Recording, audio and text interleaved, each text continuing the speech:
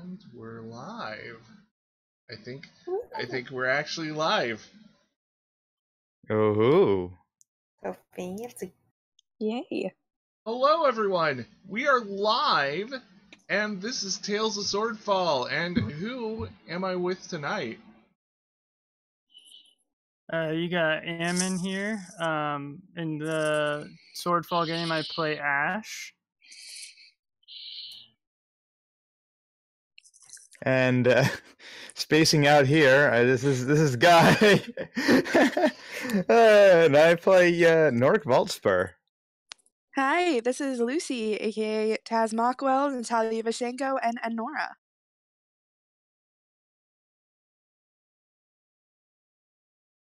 Phoenix, you're up. Oh, sorry. This is Phoenix. I play Nilgus Avalok in Tales of Swordfall, and Clover Silverstone in the Holiday Special. And hi, I'm DM Deistress, and I play Tabby Tipsytail in Sword of whatever. We know what we're talking about. Sort of every time I do an announcement, you guys know I always screw it up. It's part of my shtick. We're professionals. Every time. It's my shtick. And I am very random butterfly. I normally play Rayan on the purple team, and also I played as Gil Zarman in the holiday special, and yeah. Yeah. And finally, I'm Paul. I'm the mad person who's putting this all together all the time. Hello. And let me switch our stuff so we just have some nice background video. Hopefully everything is going to work and my computer doesn't like crash or anything. So, yeah. So, Guy, you had something that sounded very important that we needed to do. Yeah, I was just gonna throw a little bit of respect out to so there's a guy who's been an artist and animator for many years now. He's in his mid-20s and went through lots of serious health issues, but despite that he always pulled through and kept a great attitude. But today he finally lost his battle. There's a lot of people there for him to support him. It was peaceful. It was a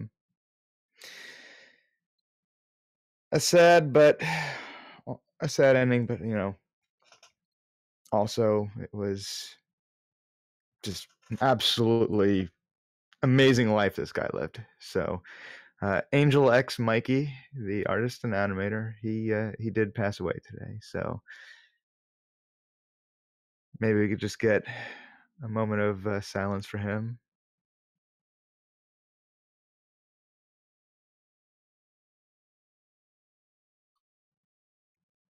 And then to celebrate all the things that he did, can we just get like a moment of cheering and noise? Mikey! You did good, man. One out for the homie. You did good, man. All right, thanks.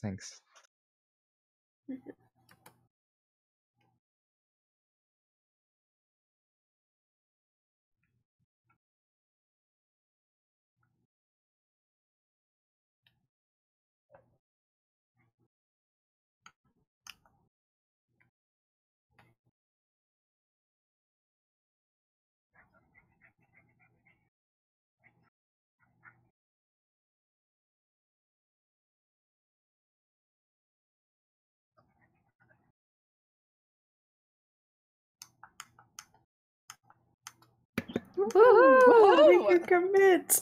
We did it!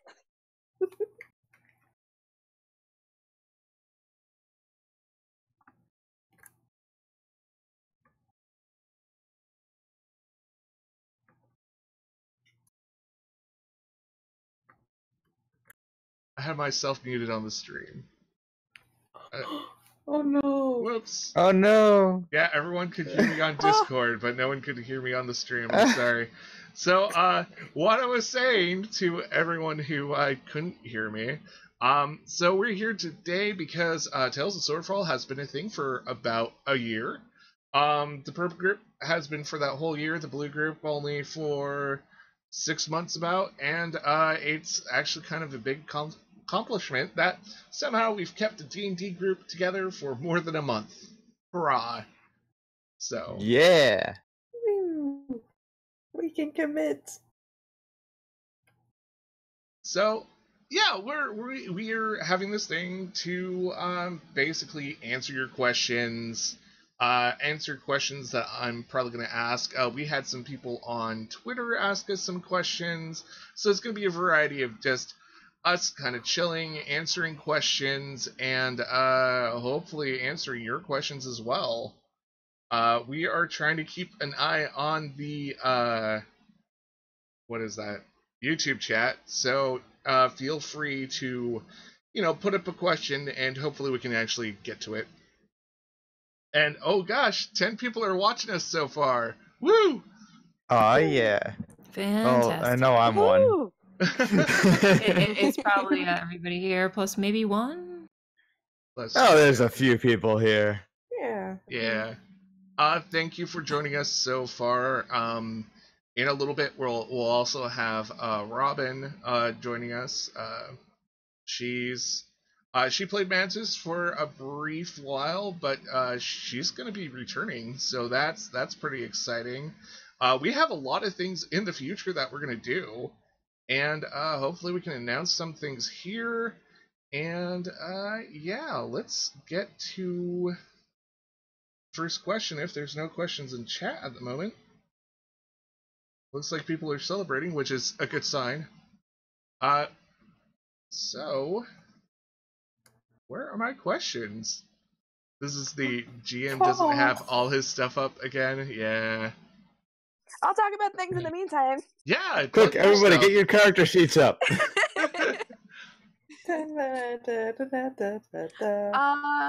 One of the big things we have in the future is that I will be picking back up with one of the one-shots we did that isn't out on the channel yet, but will be coming out soon. It's called Elsewhere, and I'm super excited. You can follow us on Elsewhere D&D. That's Elsewhere DND on Twitter, and I'm really excited. Yeah. Cool, that's awesome. Yeah, it's Can't wait to cool. see more of that. And yeah, I mean, so gosh, I guess we already did the first one. Who are we? What do we do? Where are you guys from? In other words, which group are you from? We all kind of know that. So talking about future things, like, okay, since you've started this, this is a question for everyone. Some of you were like brand new to tabletop. Some of you guys were like veterans. What do you want to do next with this? Like, where do you want to take it from here? I personally want to go into like more different systems than D&D personally, if we can find time for that. But like, I want to know from like, especially Christy, you never did tabletop before this. Like, where do you want to go from here? Well, I want to be able to, like, one day, if I can, like, get some story ideas together. Which I have tried this with my cousins, and it semi-worked. It was somewhat haphazard. But, try DMing a little bit more. Well, a little bit more. Try DMing successfully. Yeah. Join us. Join us. It's actually something that's crossed my mind as well. Come to the dark side, I'm telling you. Yeah, everybody run a game at least once in your lives. Torture people, and it's fine. Oh wait. Sorry, is the official Tales of Swordfall answer to cereal soup yes? Because I disagree. Oh god, we're gonna be fighting then. Oh no! Wait, the cereal isn't cooked in the milk. Milk is not a problem. Question. Yes, so soup is made with broth, and milk is not Not cow broth. The cereal is not cooked in the milk usually, so it's not soup. It's a not soup? Okay. So Not is it a soup. stew? Is it a stew then? It's getting feisty. Oh, Stews are soup. I mean, you can have cold soup. I mean, cold soup. Oh, is and good, but it's still like cooked first. and to meet or to answer Phoenix's question, you know, Narc never really thought about whether the Earth is flat because he never really traveled like overseas or any place that you could see any kind of distance. It's never really occurred. What's everyone's character's favorite food? Yeah, that's a good one. Oh, what did I say? I said, I think I said honey buns. Because we've been asked this question before. Yeah, favorite food of characters. Oh, by the way, let's all Before say... we get to that, let's say hi. Yeah, I was gonna say, Yeah, let's say hi to Krakator. Let's give him a big Krakator. welcome. Hey, Woo! What up, my you made it. I did. I just woke up and I saw Phoenix's message and I was like, I forgot that was going on today. I summoned a Well, welcome to the crocodile party. in the wild. Well, it's on my mind. Taz and Tabby, I know what y'all did. Oh, no. What can I say? Like, it was a good crossbow. You stole from the magic thief, gosh darn it. With the You what? have I don't know what you're talking so about. many I don't magic understand. What's You know what's a that, magic but it's item? Totally innocent. Totally innocent. What Never are you done anything talking about? wrong. Let's be honest, Which- she's Taz, probably she accused us of what? Taz, no. We don't not Stealing, get can you accused. believe it, How dare Tabby? she just fucking accused us of stealing stuff. We would never do such a thing. Why would Never. we? That How is dare disgusting. you steal from a homeless person? Oh, yeah. all live on gets stolen I live on the from, street. Don't and you then- understand? I'm a tabaxi. I live on top of gutters. I live under sewer streets. I live under everything. What do you think? We're not homeless? Come on. I've adopted like 4 homeless people. Honestly, it really Oh, hey, I'm amuses homeless me. too. Yeah, It really amuses me that the one who goes around stealing things is the one complaining about getting stolen from. Hey, Turnabout's fair play. I'm just saying. I acquired it. Ooh, Acquired. And I Ooh. acquired my crossbow. Thank you very much. That was given to me by a I god. don't know what Did you talked heard it? about. I just still don't understand these things. so for those who may have not listened too far into the podcast, we did have a crossover not too long ago where all the characters met up and, madness pursued. And there were just a few exchangings of items, if it was intentional or not. But, you gotta cross-pollinate all those magic items so, everybody has a good chance at them. I didn't get a magic item. I have a flask. Well, it's okay. 'cause Excuse me, Ash. That's a nice sword that you got. I don't have a magic sword. No, you don't. You I do. didn't get that fire. Oh, you never gave him the fire sword. Dude, Rand Ash never has- gives I'm trying anything. to find a way. Ash has but at the 0 same magic time- items. Ah, for some reason I thought that Wait, that No. you got the. Wait. The Eldritch Knight has 0 magic items. I am magic, I guess. Yeah. So you got the magic the in magic you. item. You got I the still have magic in you. Lilith's magic rapiers that I haven't used, No, and I'm a little terrified. you do have magic rapiers. I do. I have them, the whistly ones, and I am not. And I am kind of terrified. Come on, what's the worst that can happen? Would I ever make a magic item that would backfire? Yes. I wonder. Why don't you Yeah. ask Christie's focus? Gee, maybe? I don't know. Just thinking. my understanding sentient is focus. that all of them backfire. Eventually. Who's Adam? Who is that? Adam? I don't know. You Adam have a says fan of Ashes Ash. has my heart, and that's pretty magical. Oh, Aw. that's Adam from the Roaring Trainers podcast. I'll give him a little shout out. They're awesome. Oh yeah, they are Um, awesome. How sweet. Who's the The tallest tallest person in person? Swordfall. Is it Krakator? Krakator. Yeah.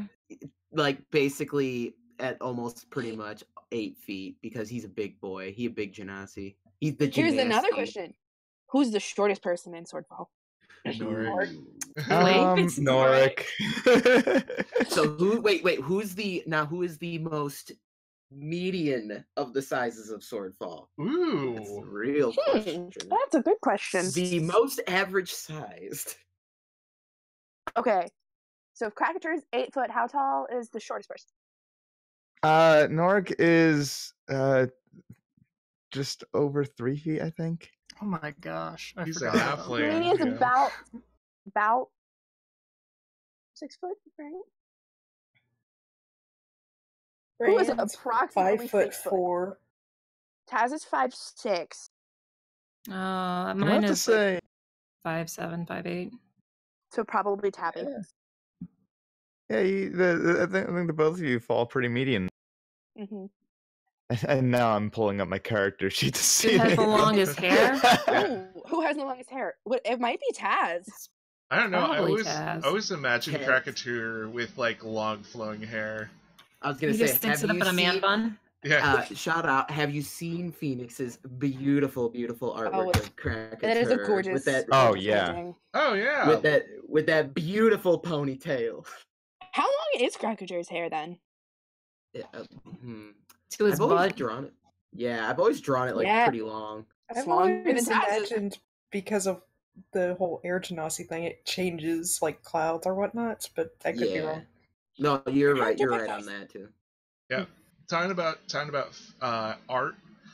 We have a lot of artists in this community of ours, and what's flashing upon your screens now is art that I think everybody here has actually had a hand in drawing. That's a nice Bravo, KP y'all. there. Yeah, so there's just gonna be randomly Oh, I haven't flashing. seen that one. That's fitting. Tabby's reaching for the fish. That's accurate. Yeah. Hey, go back to that group picture though. I Yeah, haven't seen that. That's new. that's I did Christy's that voice. like towards December or whatnot.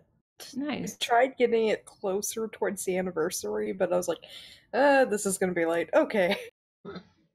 Yeah, our Oh man. our actual anniversary was November 22nd, which was also Thanksgiving.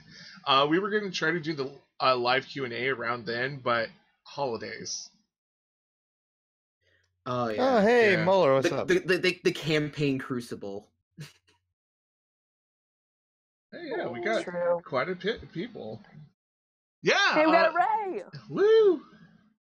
So, yeah. Did we have any more questions? I guess the one is who has the longest hair. Alright, that was the last one. Oh yeah, the favorite food. Oh yeah, favorite Oh food. yeah. So actually, if I could say real quick, do you, Noric's favorite food is?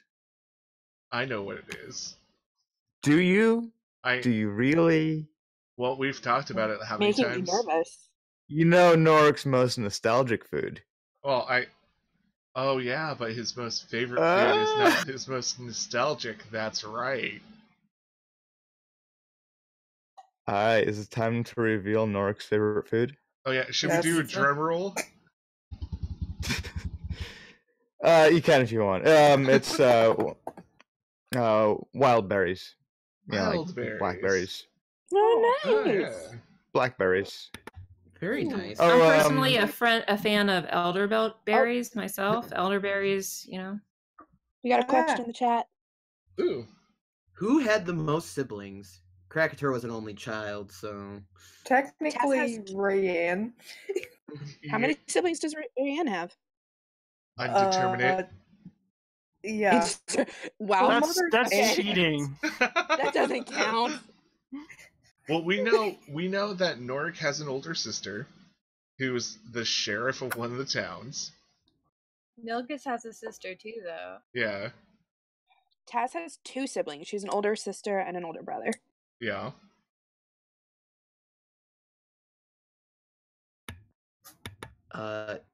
What's your role? If you could build on that question. I haven't seen that other I picture think he's either. asking Guy. Are you asking class? Yeah. Muller is someone I know from the animation community. So yeah, it's this guy. Hi. I play Norik Volspur, the halfling monk. Monks are cool. Monks like are monks. cool. You just like hit things a lot over and over again. What? Oh my gosh, it's insane how many hits you get. It's fun. Guy, what? Wow, I'm studying. What school, class, whatever thing? Oh, The way of Hey, that's the word. Thank you. I think you're open hand. Do you know do it? Yeah, open hand. That's what it was. Nice. So the best one. Yeah. So I'm all like, yeah, just gonna like do things like trip people up. I haven't actually used it a whole lot, but you know, I got the whole catch missiles thing. Somebody shoots an arrow, I can like, try catch it out of the air and even throw it back. Yeah, I think you actually got an opportunity to do that at least once. I think there was. I haven't been shot at a whole lot. I don't know if that's a good thing or. Yeah. I have. Yeah. I haven't been shot. I've had an axe run through me. And Yeah, other that's true. things. But did you die? I did die once. Oh, wait, you got resurrected? Nice. Yeah, we had a Goliath who happened to worship a mercy god. Smart. Yep, good old Gavin. And that's how Tangle found her, because one of the gods was like, yeah. Fuck Tangle. Tangle that. I have some strong emotions about this, okay? Is my character the only one that has not been touched by Tangle? No, Krakatur. Norik. Oh, okay. Ash It's doesn't know what Tangle is yet. Nope. It's only a matter of time. Yeah, I mean, Norik has learned what Tangle is, but he's like, nope, that is, in the words of Krakatur, bad juju. Bad juju. I'm glad it's catching on. Bad juju. I just have that one line from Natasha Pierre in The Great Comet. Just, I will kill him one day. Oh, here's a good question. Oh. Which character and/or player is most likely to destroy the campaign? Ran. Rayanne, she has the minute I touched it, I'm just like, I just heard the StarCraft nuclear launch detected going off in my head. 1,000% Rayanne. I'm not going to spoil it, but the next magical thing that I acquire makes things a little bit worse. I'll say that much. Yeah, that hasn't quite aired yet. Yep. That's why I'm saying it very vaguely. Just not safe. And actually, something that I'm not going to say totally what it is, but Norik acquired a new ability recently, and he hasn't used it yet, but let's just say he's seen a lot of freaky things. Yep, he's seen a lot of things. Okay, so you look forward to that. Speaking of abilities we have and haven't used, do you know how long I've had the lucky feat? Forever! I have not used it! Yeah, I was discussing that on a one-shot that we had. Yeah, I was part of it. Yeah. Oof. Yep. And I have characters in that one shot had the feat. Yep. I have a lucky halfling trait since day one. I know. And I haven't used it yet.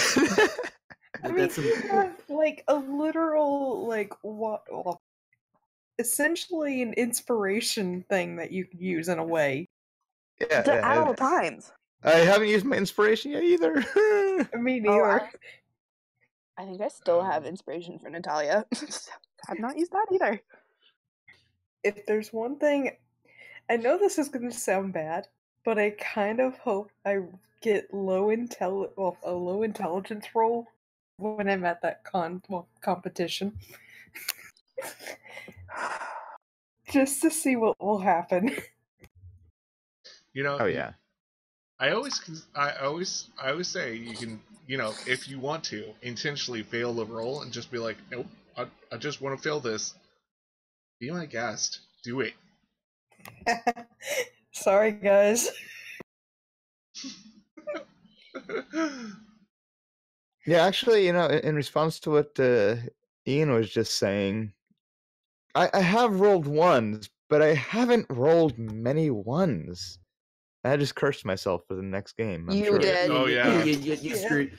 So, listen, yeah, Speaking of feats, though, I rip. want to know what other characters have feats. This is my question. What feats do y'all have? Well, I'm pretty sure everybody has at least 2 feet to walk on. Funny. Yeah, Cracker took none because ability score increases were very important to him. Ash has a handful. I gotta look actually to make Yeah, sure I'm I get this pulling right. up Roll20 right now. While Everyone's you guys like, pull up your character sheets, we have some questions in the chat. ooh, Yeah, do we? someone asked who is most likely to make the party their backup rations. I don't know, would Ooh. that be Flea? Resort to Probably. cannibalism? Oh, yeah. Well, actually, it's not Yeah. really cannibalism if they're not the same species. We've had this debate, actually. Well- That's true. Well, in fantasy terms, I've always saw cannibalism as the consumption of the flesh of sentient creatures. At least That's that's fair. in my opinion. Oh, okay. That's Let's fair. see. Guys, So we have Guy. What's your favorite species? Let's just all answer that. Yeah, what is your favorite Ooh. race or just thing to play in any tabletop game? Let's broaden it. Should we go down the geez. line, or how do we want to do this? Jeez. Yeah, let's goodness. just go from like top to bottom. So, Ammon. I am a huge fan of Genasi. I love the elemental aspect to it. I think that makes for some really fun roleplay and character builds. Yeah. I hope you don't mind that everyone's entering Muller. But yeah, let's see. That's actually a tough question. I never really thought too much about it. It's just so many things have so many different great things about them. Although I will say, me as a person, if I were to pick a favorite animal, it would be tiger. So, yeah, I'm just gonna say my favorite animal is tiger, and cats, sort of joined in with that because they're like small tigers. So if you could play a tiger in an RPG, you would? What I'm hearing Like a is tabaxi? Tabaxi or moon druid is what I'm hearing. Or shifter. Or where? Ooh, Or Ooh, were shifters. tiger. Shifter, yeah. Shifters. Ooh, Look at that shifters are cool. shit. You could definitely get bitten by a were-tiger. Yeah. Oh, nice. That's a good idea, actually. My favorite. Take a wild guess. Tieflings. Tieflings all the way down. Really? Really? Shocking. I had no I idea. like bards. Bards are fun. They can lie. Oh, we had another question above by Steven. He asked, what Hogwarts house would each character get sorted into? Yeah, we'll totally get to that, but let's get to the what is your favorite race / whatever for any tabletop role-playing game, Phoenix? I said shifter earlier. Oh, okay. And yeah. Alex? Oh, my turn. Let's see. So I'm kind of in the same boat as Guy, where it's like I've been playing for so long that it's basically been anything that isn't an elf. Before the later editions, I was always a dwarf fan. Dwarves are my boys. Gimli's my dude. I also really enjoy the tiefling, but they're starting to lose that special touch for me. Maybe I've been playing them too much. Maybe I'm seeing too many of them on the internet. So now, honestly, right now, I'm really digging the idea of the Warforged because fantasy robots. Yeah. The AC on Warforged is too damn high. Yeah, perfect. a level 6 Forge Cleric I played in I my just buddy want a had me meme jump of in that. Okay, the Dungeon characters in Crawl MS are level 21. 5, and the AC is 21. Yep, had a level 6 Forge Cleric with 21 AC. It was I dumb. I played a Paladin Warforged for a one shot the other day, and it was 19 AC at level 8. It was awesome. Damn. Yeah, and I really like it because it's Absurd. like I play a lot of tanks, so like favorite race right now is Warforged. Favorite like class role got to be the tanky boys. Tanky boys. Tanky boys. And I will eternally appreciate that because you saved my ass. Ayo, what I do? Rescued me from a burning boat. Exploding boat. Oh yeah, that's right. Oh. Amanda, how about you? Favorite race? Favorite race? I'm actually digging Tabaxi right now. Tortle is a second favorite though. I do like playing Tortles. Favorite class? I would say Druid. Nice. They're very diverse. You can do a lot with them, and they're really just a lot of fun to play. They're kind of the utility character, so I enjoy I do it. love a good druid. Yeah, I was just playing a druid for one of those one shots we did, and oh my gosh, that was so much fun. It was the one you ran, Lucy. Druids are awesome. Druids Yeah, are but I severely underappreciated. Races and class, yeah, you have to ban yourself from druids. I had to take a break too because, yeah, but turtles are awesome. See, Master Flowers agrees. Turtles are fantastic. You get to But be turtle. Come on. my favorite turtle is Nordle the Turtle, which I played in a Tomb of Annihilation game. It was great. It was the best character. Like totally. So Nordle was fun, but I don't think it's a race in a class as much as who you are, what kind of character you're going to portray. That's true. So that, I mean, you can take the type of race and class completely out. You can go against the grain and then put your own spin on it. You know, what are you going to bring to the table as the player, and not put yourself in the box of, I'm going to be an angsty blah. I'm going to, this stuff that is normally done with that kind of character, go against the grain, be somebody different. I like to role play different things, which is why I like to DM, because I get to play different things. All the different things. Why DMs are fun to play. And lastly, Christy, do you... I don't know if I have a favorite race yet. I mean, to be honest, I haven't played too many characters to decide. Although I do like how the half orc character that I played that one time, how she can have an intimidating presence. I do like that idea. I don't know. I just like. I mean. I will say I loved playing Honora. That was really fun. She was a druid, so that's why she's on my mind. Sorry, Christy, I think I interrupted you. As for class, so far, I like wizard, and I also love rogue. I love being just a sneaky little jerk. Oh, rogues. Oh, and I love being able to have a character that can lie through her teeth, even in roll at disadvantage. I can almost lie out of a situation. I love it. Charisma score. I've got +9. Yeah, that expertise into lying. Who needs charisma when you got strength, baby? Yeah. I got spooky magic You and remember lying. that one time I tricked the guards into not murdering all of us? Remember that one time I stopped the guard from murdering us by murdering him first? Okay, fair. Remember when that made Ash super messed up and sad?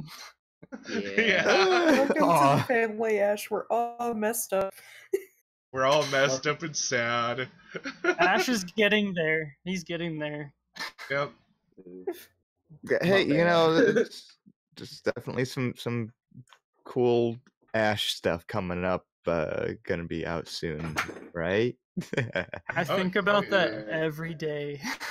Yeah. Oh man. I'm working on it. It's so recently we've changed to multi-track recording, and it's a little bit different to edit, I found out, and a little bit slower, but it sounds a lot nicer. A lot nicer. Anywho, I should probably answer that question too. Oh gosh, I like so many races. I guess that's why I'm a DM, right? Tiefling's always fun. I haven't tried Turtle yet, but they look a bunch fun. Shifter has been fun. Uh, just even being a plain old human, just sometimes that can be fun, especially when you're in a group of like non-humans and everyone can see in the dark, but you're the one dude who's like, "Oh, hey guys." See, but people forget dark vision doesn't mean you can see everything in the dark. Oh yeah, you It just only means can you see can so much. And then also, like, I've been talking to my buddy about how to counteract that. He's like, like tiger stripes and things exist to mess with creatures with grayscale vision, right? And I'm like, Yeah. ooh. Ooh. But yeah, I'm with you on that. Sometimes being human's pretty cool. Plus that bonus feat. Oh yeah, the Yes. variant human. Oh yeah. I purposely, like, when I rolled, I think I had one attribute that was under 13, so I was like, okay, I'm putting both of those to the one that's under 13, so that way my lowest score is 13. Everything else is pretty good. Man, listen to you. Under 13. Man, I was Where are you so getting nice. this under nice. 13? Yeah. No, wait. Under- You got under? Like, I got 10s and shit. Yeah, tens are like they're okay. They're at least +0. It's like 8 and below. That's where I you start know, having I'm like- troubles. That's why I gave you all that thing. Like, if you get a score below 8, you can roll it. Although I think I find it ironic how Rayanne's, like, attributes are all, like, mostly 13s. Mostly 13. It's not a sign for anything. That's lucky. Yeah, Oh, that's yeah. actually a pretty solid character there. But, it's fun playing not the high-powered character Oh, and yeah. doing the silly things that, or failing at things. It makes it more interesting. I don't want to play a completely OP'd out character that's a superhero. I want one with diversity that's going to have good times and bad times. And the feels. So you can... Mm-hmm. I agree. Yeah. I think Hilarious. sometimes failures lead to the best moments. Oh, Yes. definitely. Yeah. Oh my gosh. See, I don't have an issue being the mechanically neutered character as long as I'm not the only one. If I'm playing with like someone who's like super OP, then it gets frustrating because it's like, Yeah. fail, damn it. And of course, you have to remember that different characters shine in different lights, Because, like, there's some Yeah. characters that are going to be badass in combat, and that's great. And then there are going to be Yeah. characters who are better at conversation and stuff, and that's also great. And Yeah, and then there's characters like Alonzo, who's really good at being shady as all heck. Yes! and, What is he doing? Still It's so much driving me unknown. nuts. and and if you work alongside your GM and try to like get those little bits out that make like everybody shine, the game's more fun that way. Definitely. And I mean, that's part of what I think makes this game so much fun is that you really work with us to make our characters have important moments and story arcs. Mhm. That's So true. we did have a question Yeah. earlier from Steven. Yeah, Yes, Hogwarts houses. Hogwarts. Yeah, where your character would be in Hogwarts. Well, Do you want to do let's play sorting hat. Let's put one person to sort us into what house they think we would be in. I'll just pass on this. Rayanne Slytherin. What? You're not wrong. No. I think I'm not- Krakatur would probably be a Hufflepuff. So would Norik. Let's see. What is this one? So somebody else sorts your character into a house, but you can't sort your own. No, So- I'm just looking at the Slytherin one. Oh. Oh, So Milkus, where would Ash Milkus go? would oh, yeah. Ash, he would be a Gryffindor, totally. I Gryffindor. agree on that. Nork most would definitely. be Nork would be a Hufflepuff. okay. I And don't Paul think- would be Dumbledore. I think Tabby would. Aw. I think Tabby would probably be a Ravenclaw. I could see Slytherin or Ravenclaw. Those are good ones. Yeah. It's just like that Slytherin curiosity, that buddies. desire to discover more things. I think that's very Ravenclaw. It is, think- but branding the sailor or branding the pirate thing on people's foreheads is probably That's Slytherin. pretty Slytherin. Yeah. I think Taz would be a Ravenclaw. Really? Huh. Didn't or see a that one Hufflepuff. coming. It's a hard debate. I don't know. Yeah. Okay, guys, next hour. Bringing it right. No, I see Ah. where you're coming from. I get that. Actually, I didn't think about it.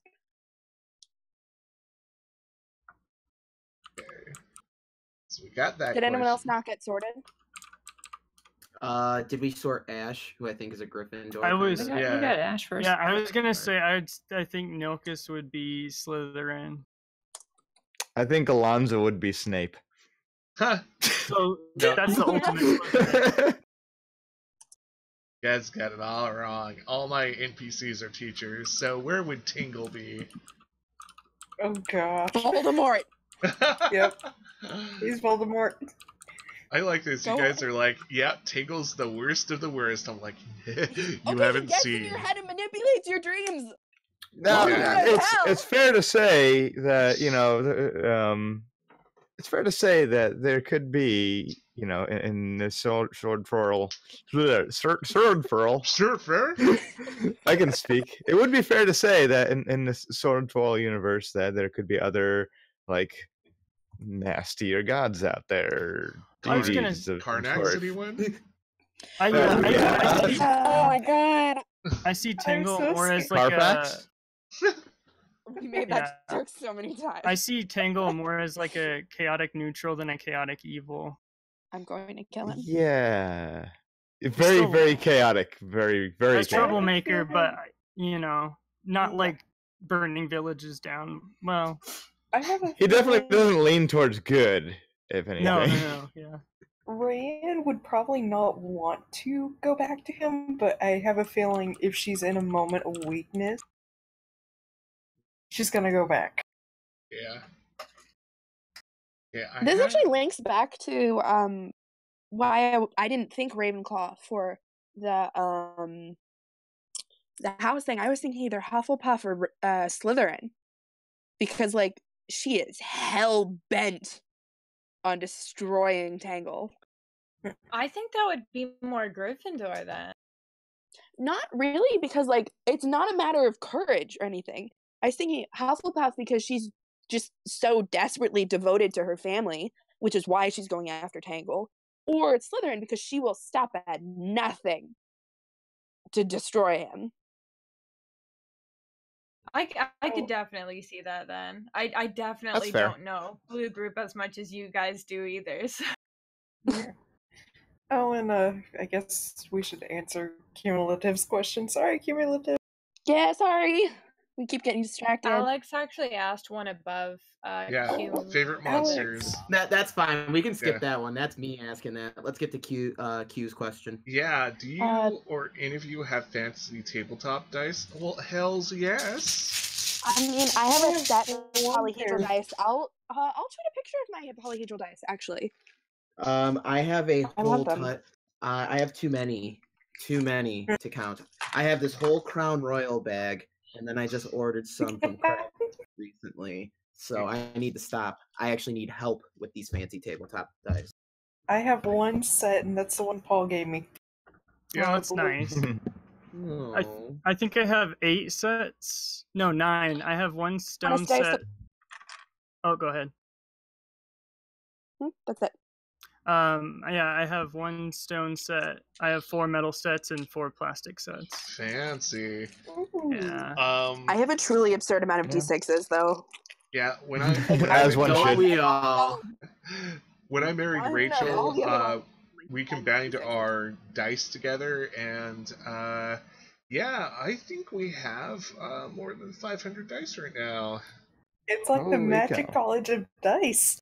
Yeah, like I The have vault of dice. bags of them. For one of our anniversaries, I bought her a pound of dice. Just, you know, romantic done things like that. that. Our honeymoon, we basically went around the west of the Mississippi, going from gaming shop to gaming shop, getting dice. So, got a lot of dice. Yeah, I for the longest time I just had a few D12s and I used them as level counters for playing Munchkin. But no, actually, probably about 4 or 5 months ago, I was like, I could use like full set of dice. I'm looking around on Amazon just to buy something, and I found like a thing of 5 sets of dice, hmm and I liked the colors, and I was like, that's a good deal. I'll get just 5 full sets. Just Yeah. 5. Well, I kind of did that when I was first getting into D&D. I bought like 6 sets off Amazon because it was a really good deal. And this other ones, one is with my brother. They're his. The rest are just kind of kicking around for if we have people that want to play who don't have their own dice. I know I used them when I was running a campaign in acting class for people who had never played before, and I brought in a bunch of dice for them. But this one set, they're the first set of dice I ever played Dungeons and Dragons with, and I was a DM. First time I ever played Dungeons and Dragons. They have been affectionately dubbed the God Dice, and they're mine forever, and they're the only dice I use, and I love them. Nice. Aw. Oh. It's very cute, very touching. I, of course, DM Deistress has tons of dice. But my favorite dice are the mishap dice, the dice that are screwed up in manufacturing. So the ones with curved corners or chips in them. I Oh, like those yeah. the best. Oh yeah, Not to play a game with, but I do like them. they're Let's fun. see. I don't know. I don't have a favorite. It depends which ones are treating me well that night. Which I ones you s- didn't put into the fail box? Yeah, I do have my first set, but I try not to use those because they, I'm kind of like they have that holy don't mess up their juju, like. But I have the purple dice of justice and the blue dice of truth. They're 2 separate D20s that seem to do really well when I need them to. Hey, let's take a moment and say hi to Robin. Robin.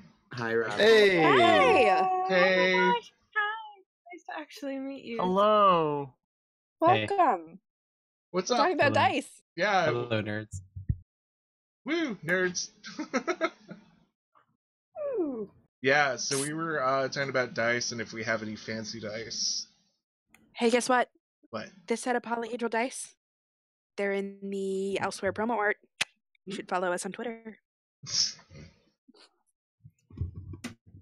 I mean, I have some good-looking dice, but I don't think I have any, like, I don't know, really pretty special dice. I don't know. I mean, I just have multicolored dice. I have different shape ones, the crystal sets, the ones that are like the ones that came out on Kickstarter, the ones that are like circular and pointy. They're all different shapes. Oh yeah. Yeah, I'll post them later. The crazy ones, I forgot who put them out, but I got a few different color sets of. They're just different shapes.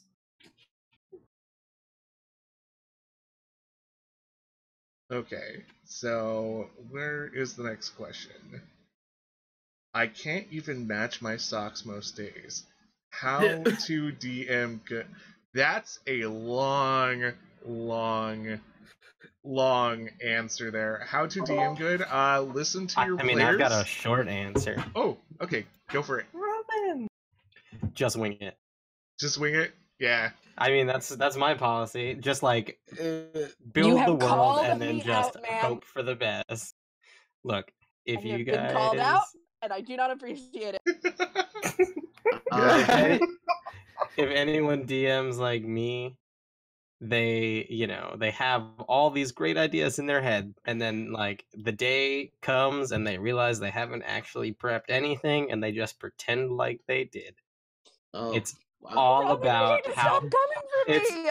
all about how you present yourself. If you present yourself like you knew this was going to happen and that you were ready for this, instead of just very quickly searching up monster stat blocks at the very last second and being like, you know what, yeah, you guys are going to run into some griffins here, why not? I mean, look, it's fine, just wing it. I mean, I've written down a monster's stats on the fly, just offhand, just came up with them on my head before, so I get rid of that. I get that. And you just act like you know what you're doing. You act like that was just as planned. And you just kind of roll with what the players do, even if it isn't what you kind of planned. Just roll with it, see where it goes. No one questions it. It's all about being able to adapt to the situations and being able to improv. Those are the biggest keys. Yeah, improv is the big one. Just say yes, keep moving. And accepting that you're not going to get your way. I mean, just doing that, going, okay, I have this plan, but what are my players going to do? Who knows? And just going with that. Oh, yeah. My golden DM rule is it's not about you, it's about the players. Yeah, Paul has filled me in on a few of the things that ended up not happening. And it's like, oh my, you thought this out and it didn't happen. And Cumulative makes a really good point in the chat. It's making sure your expectations with your players are very clear and understanding what you all want out of the game. Session 0, baby. Yeah, Session 0. But yeah, as Paul said, how to DM good's a very long, lengthy, and subjective question. Every DM has their secrets and how they do it well. And just because people might enjoy my style, it doesn't mean they'll enjoy Paul or Lucy's or Robin's or Ash's style. That is extremely true. There's a different game. There's some people that talk around the character, so they would say, you know, this character is walking over here instead of I am, and character to who you are and becoming the character. And some people don't like that. Some people do like that. There's so many different ways to play the game that you need to find the style of what you like.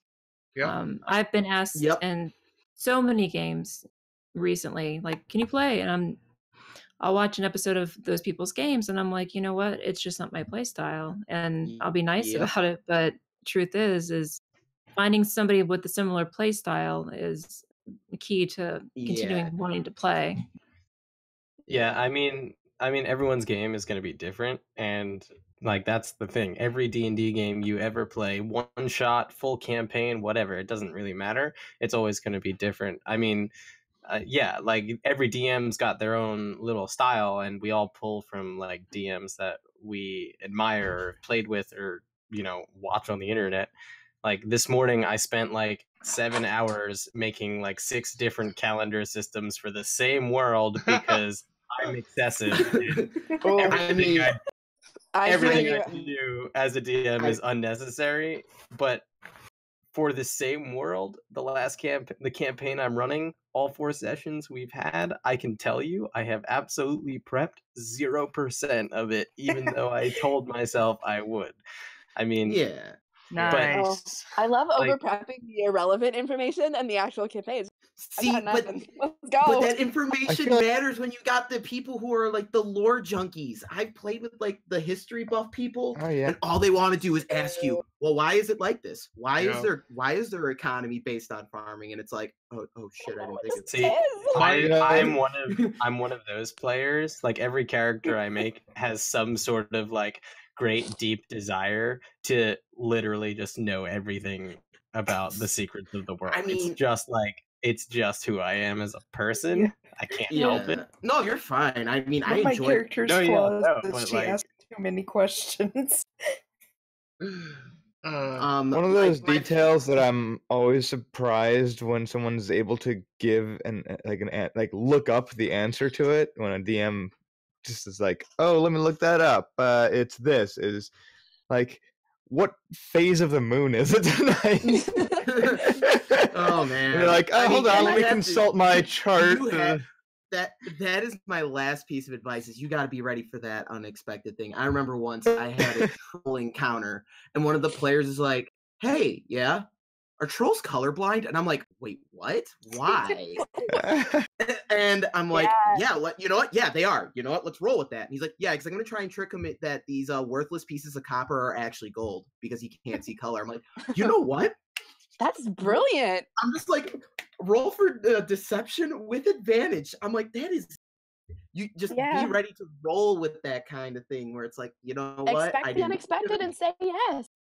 Yeah, you don't think of it, but if you just kind of go with it, it can make for the funniest and coolest results. Like, trolls are colorblind now. It's an inside joke with my player group. And one last thing about making a good game and like a safe table for everyone is open a dialogue. Talk to your DM respectfully if you have a problem or if there's a concern you need to address. Remember that everyone is here just have a good time and it's all a game. Don't threaten me with a good time. That's well, we brought up a session 0. That's really important, and finding out what people want out of the game specifically, because some people, they love the ad lib, they want that, they want the quirky, funny humor, and other people do not want that. They want serious, they want Game of Thrones, Middle Earth, they want that feel and vibe. I like the campy quirkiness, obviously. Otherwise, I think most people here do. Otherwise, we wouldn't play Swordfall. But I have games in a lot of games that they do not like it. They will not permit it. They do not want it. They want a serious tone in their game. And that's why you need to have a session 0 to figure out what people want in those things. You were talking about colorblind creatures. Some people will get pissed because they'll be like, you know what? I've read Mordecai's. I've read all of those books, the D&D manuals, and I know for a fact they're not. I know what their stats are. I know what they can do, and they want that textbook feel. But other people don't. So it just depends on the players and what they want out of the game. Oh yeah. Yeah, I've seen some more serious play. I usually, I guess here we kind of fall mid-rangey, like, yeah, there's some serious play, but then we also like have a lot of fun with it. When I played 3.5 way back when, the DM that we had, he was absolutely crazy, and he ran a very lulzy campaign. It was a multiverse campaign with some custom races, and one of the other people played a space dwarf. And there was some crazy like bonus to carrying capacity that the space dwarf had, and it's like an exponential thing, and they had a strength of like 24. So they're like, okay, well, you know, we're in a sort of Matrix world, and there's the Nebuchadnezzar, and he's like, I'm going to put it in my bag. How much does that weigh? You know what? You can carry 187,000 tons, so we're just going to say we're not even going to count weight anymore. You know, and to add on to what was being said before that wonderful multiverse comment just now, I don't know everyone's names, my bad. But anyway, and as long as you as a DM do that session 0 and know what everyone expects and know your players, it makes those moments where you have to improvise that much easier. I mean, because if you're playing with a bunch of people who you have no idea what their expectations for this game are, and you don't really know, you know, them all that well, you're just going to kind of be taking shots in the dark. But as long as you know what everyone wants, you can at least ballpark it into something that, whether or not you do the greatest job, you know, coming up with something on the fly, you at least did something that they might really enjoy. I mean, knowing everyone's like limits and boundaries also helps prevent like improvising something that's going to make someone uncomfortable, on top of just definitely being able to let everyone at the table have a really good time. Because you don't have to create the greatest adventure of all time. You just have to give them what they want. Give the people what they want. But yeah, I think it's really important that as long as you know your players, it makes DMing and improvising and just sort of figuring things out about what you want to do with your campaign really, really easy.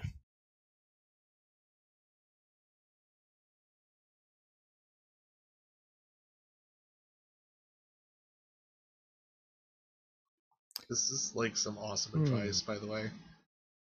Yeah. Something that I think And- everybody needs to take to heart. And the whole character backstory thing, having a little bit of backstory. I mean, you don't have to do an extensive, like, this is their entire life,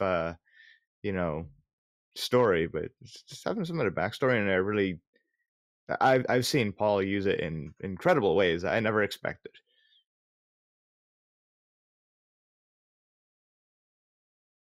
Bye. Let's say bye to Phoenix I really mean- quick. Bye, Phoenix. Bye. All right. Bye, Phoenix. See you later, Phoenix. Bye, Phoenix. Yeah, so yeah, DMing, it's crazy, it's weird. There's a lot of places you could go to advice. Robin's very much as they've shown, they know what they're talking about. So you can ask people like us too, like, what would you do? And stuff like that. So Or ask people like Ian, the part-time DM. He's really good at advice. Oh gosh, there are so many people out there who give out GM advice for free on YouTube.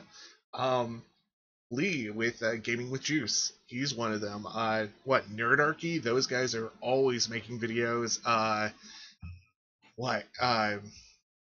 God, there's D&D WebDM. Beyond. Yeah, D&D Beyond, Yep. WebDM.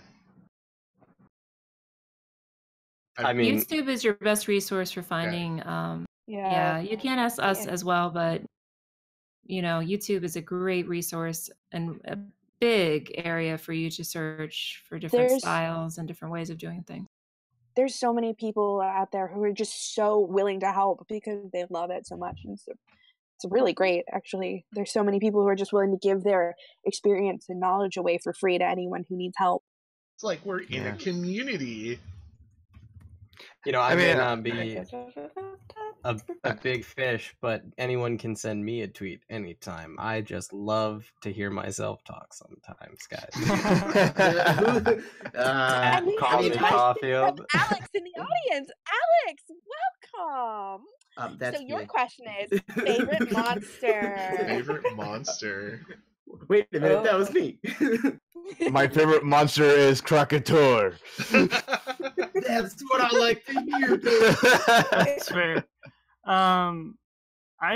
My favorite monster, I think I gotta go with dragons. There's just so many things you can do with dragons, and they're classic. It's in the title of the game. You can't beat Classic. dragons. The classic. That's hard. I don't. Most of the Yeah. stuff I use, quite frankly, is a lot of homebrew stuff. So I don't know.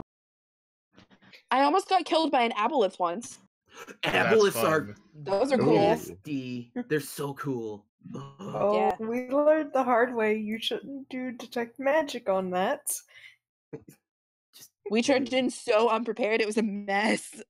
Wait, Like, not obelisk. Obelisk. Wow. Yeah, okay, that was an obelisk, not aboleth. Yeah. Blonde moment. Forgive me. I can see where you Our- got that confused. It's good. See, I don't actually There's know a what lot an of aboleth different- is. There's a ton of different monsters that I like. Gelatinous Cube is always a fun one to run into. Always. Mimics, I love mimics. I also like slads, I like different dimensional beings, mind flares. Slats Just freak me out. slads are great, dude. They're fucking amazing. It's They're something about laying eggs in you and they burst out of your chest. 4.0 love, right, guys? I'm gonna need you to stop with that nightmare No. fuel right And there. then you got the Tarask that everybody says they can beat, which isn't impossible, but that's cool. Good stories. Beholders, mind flares. I had a DM pull a spider dragon on me once, and I almost keeled Whoa. over on the spot. because I hate spiders. And I almost killed by a drider, so that was a good day. Yeah, my favorite monster to spring on people, other adventurers. This happened. Paging crossover. It's like the Spider-Man meme where they're both pointing at each other. Yeah. I also like doppelgangers. Those are fun. Those are And fun. then they're calling your group weird. When they're probably just as weird. Not more. Just remember, the greatest danger and greatest monster in the game are the players themselves. So, and also remember that when it comes to which is the best, beauty is in the eye of the beholder. I also got one-shotted once by a beholder, and that was rough. Oh, brutal. I like Balor demons a lot. Ooh, yeah, Balors are cool. Like, look, I love throwing them at like players because they are so difficult to fight against. Like, if you're not a high enough level, let alone if you throw like other like lesser demons in there too, it's so easy to create the worst night of that party's life with Balor demons. I love them so much. I just love their general skill set, let alone when you homebrew it to make it even more kick-ass. Yeah. That's when you're gonna wish you had a party of all paladins. Divine Smite. You know what else I like is I was looking into the grung. Oh, the little frog dudes. The little frog dudes. Because I was like, I have an idea for a character that I could make, and grung would be perfect for it. But in reading about them, since it's super homebrew, and normally they're just monsters, but or I guess humanoids. But yeah, in reading about them, it's like, hey, these things are interesting, you know. And I actually wrote like a whole little story to this character that I was coming up with, and kind of an interesting take on what the grung society might be like. You know, one of the lines I threw in there as I was writing was, the character's name in grung is but it's called Kero for short. Kerobi. But yeah, so I threw in a line there, something like, Kero grew up with something like 47 siblings.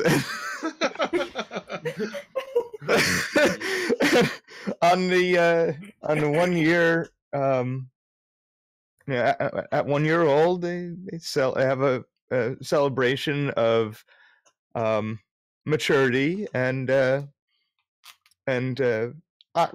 his like 12 surviving siblings, you know. And I just went on about that. It's like, you know, it's frogs, they die, get eaten, and they're on the just like, you know, okay, you know, in other societies, like, oh my gosh, so many died, but for them it's like, hey, you know, some of the young ones die and then the rest make it. It's just like, oh, this is the way of life. So is the circle. Here's time about circles of life. Backup characters. I don't want my girl to die. My backup character is the character that only was there for like 2 episodes. Yeah. Yeah, I'm happy Mantis is gonna come back. I'm ecstatic. My buddy. Ooh. Oh yeah, no. Not to the old group. You guys were too lame for Mantis. It's fine. Oh wow. So lame. That explains why your name is under blue. Lame enough that, you know, her master was like, "Now you gotta get away from these squares. You gotta go somewhere else." Yeah, turns out With the cool group.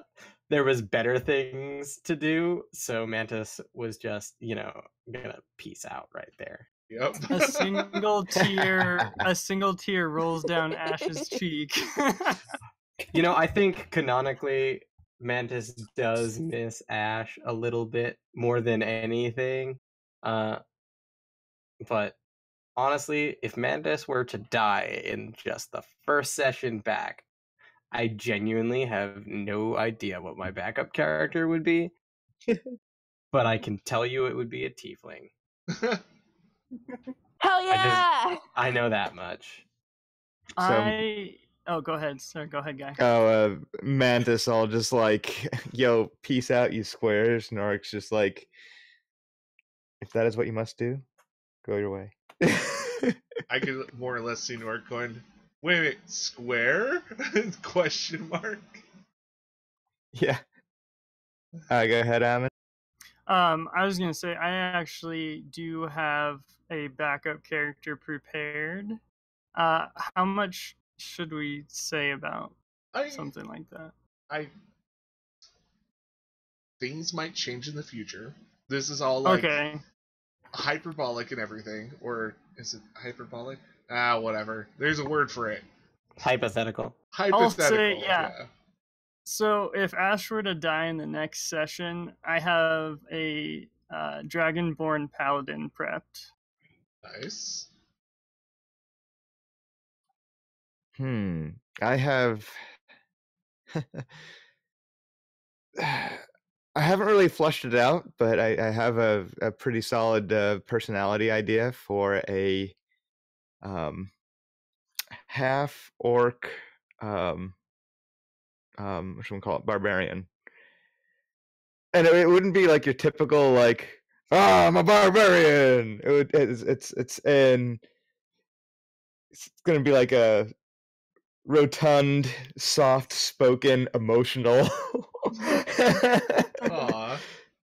Yeah, like, I just don't really, it's my friends. I want to take care of them, and I really appreciate you all. But if you get me upset, I just might rage. Wow. Same. Oh, I'll work on that. Just on the spot. Big mood. Big moods. I actually have been thinking about backup characters a lot, and I really hope Taz doesn't die because I love her from my heart. But I have a couple ideas on the back burner. I have thought, depending on the circumstances of her death, that maybe Elena might take up the mantle. Nice. If for those of you who don't know, Elena is Taz's older sister. Because if Taz dies on some quest, or is killed by someone, vengeance runs in the family. I also have an idea for a druid, or actually a spirit totem barbarian. Ooh. Interesting. I actually do have like something I would do with a backup character. I don't know specifically, but I would, as most people who at least follow me on Twitter know, I'm transgender. So like, being like male to female and everything, I would probably also try and like play a trans character for the first time, because most of my characters are just like, sort of very set in their way, like in that. But there needs, I personally am a big supporter and believer that there needs to be more sort of representation for trans characters in all sorts of media. And I, for one, would love to see it, and I would love to create it. I mean, I don't even really write trans characters that often because I'm often worried my experience isn't, good enough to share. I don't know. It's weird. But I would probably play a trans character. That sounds maybe awesome. a bard. Nordal the Turtle that I played was asexual. I love turtles so much. Represent. Yeah, I'm all for it. I think it'd be cool, and you can still. I would say, because I follow you on Twitter, I see stuff all the time. I'd say your experience is most certainly more than good enough to use as a basis or an inspiration for a character like that.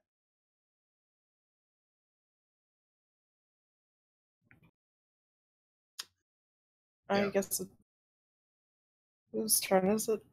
I don't think we're really doing turns. I think we were just going down, and technically it would be Alex. I guess. I mean, I had one in mind. I was thinking of doing something like an orc. Basically, he would have been like a cage fighter, but like fisticuffs. So he would have been like a grappler build. And he would have been like basically the fantasy equivalent of Randy Macho Man Savage, who would have spoke like a Warhammer orc. That's amazing. I love that. I was actually writing like a dialect for him. Like he would refer to certain humanoids as grots, certain humanoids of a certain size, such as halflings and gnomes, as gits, and I was like coming up with this whole thing for it, which is a little extra for a backup character. Tabby's immortal. She's never gonna die. Just saying. Next session. Yeah, nah. Then dice just won't play. Words. No, I don't know. There's so many different characters I could play. I could always bring out the lovable 7-8-year-old Timothy, who is a barbarian spirit totem character, who is very excited to do everything in the world. Hi everyone, how are you today? Oh my gosh, can I be your best friends for life?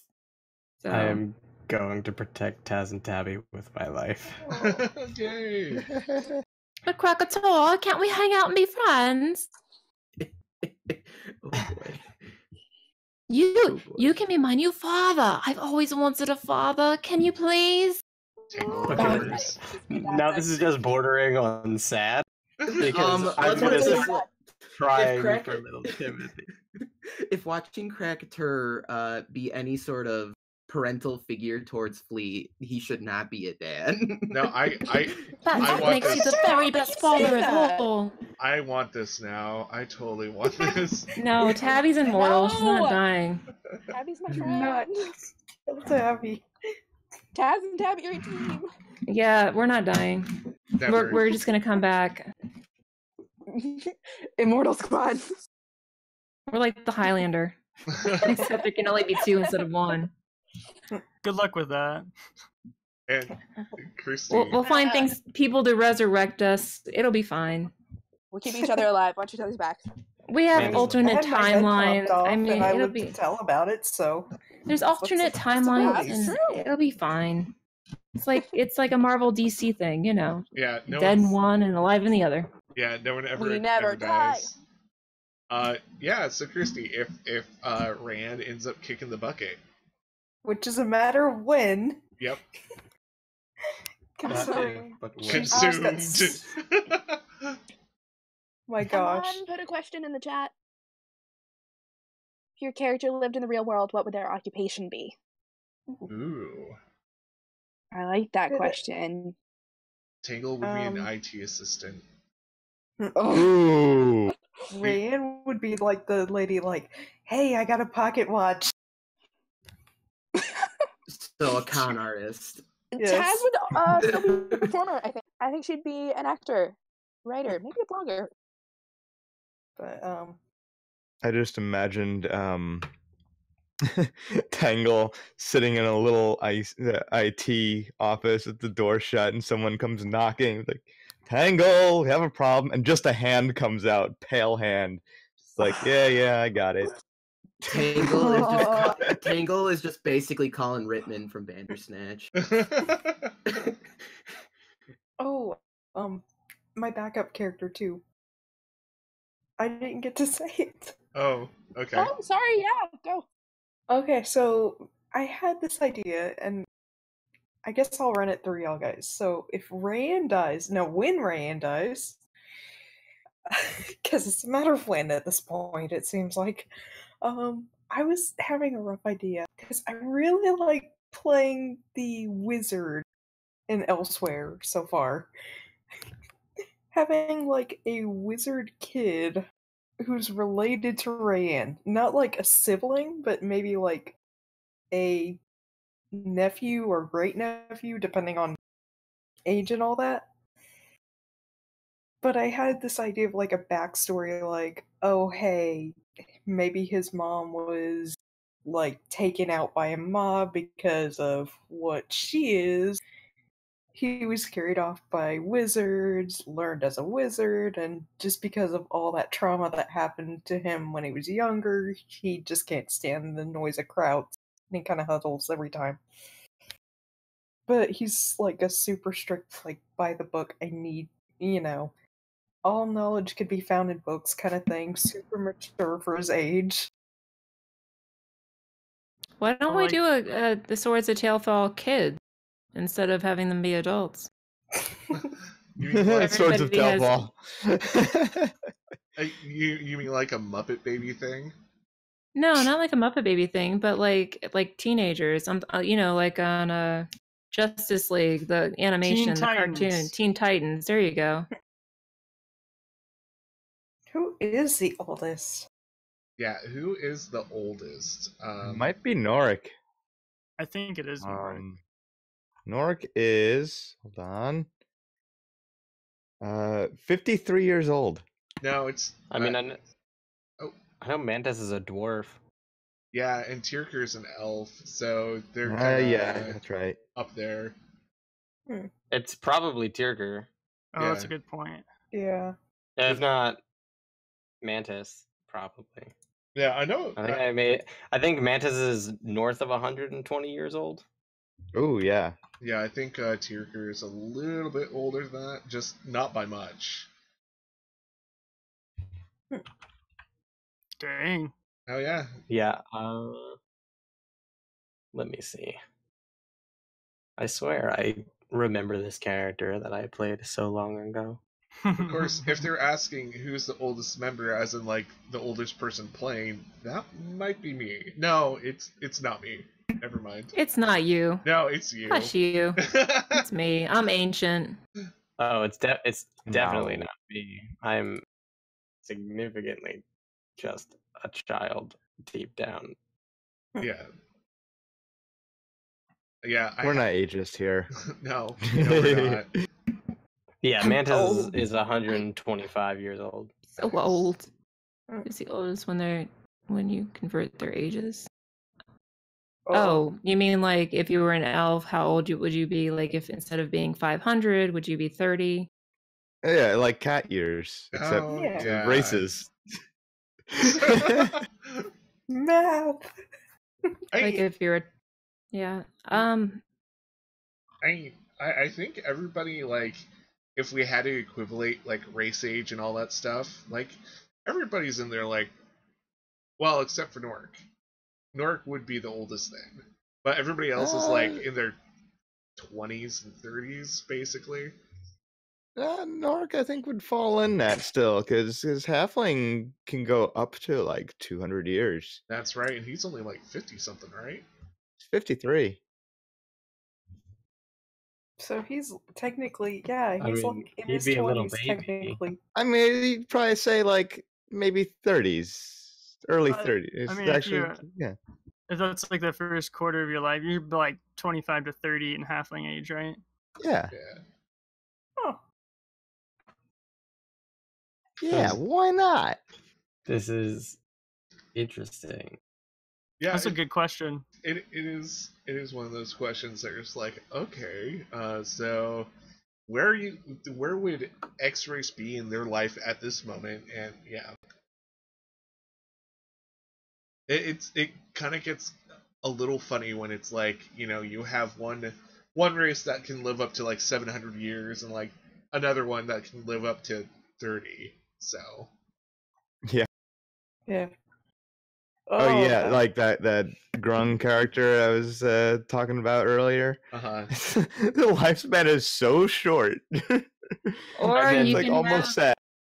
Or you can have a deity that blesses some sort of immortality, like Mince. Like, how old is he? He's like a bazillion years old.